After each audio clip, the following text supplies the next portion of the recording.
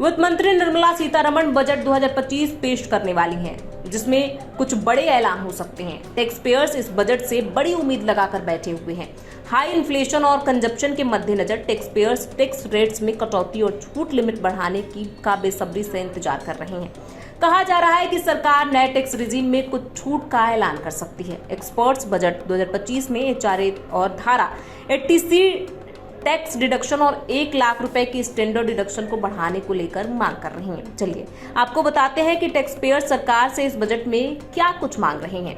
Home loan व्यक्ति section 80EE के तहत होम लोन की मूल राशि के लिए किए गए भुगतान पर कटौती का दावा करने के पात्र हैं। होम लोन ब्याज भुगतान के लिए प्रति वित्तीय वर्ष 50,000 रुपए तक की कटौती हो सकती है। बजट में इसे भी बढ़ाने की मांग की जा रही है। एचआरए में छूट की उम्मीद। टैक्स पेयर्स की एक आम मांग यह भी है कि एचआरए छूट को नई टैक्स व्यवस्था में शामिल किया जाए।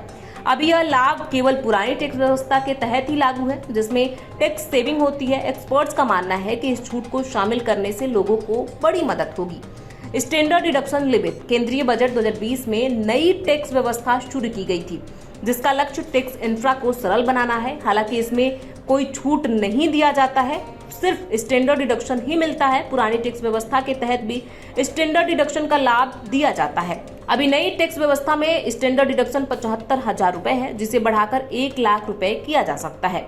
वहीं पुरानी टैक्स व्यवस्था में स्टैंडर्ड डिडक्शन 50,000 रुपए है, इसे भी बढ़ाकर 1 लाख रुपए किया जा सकता है।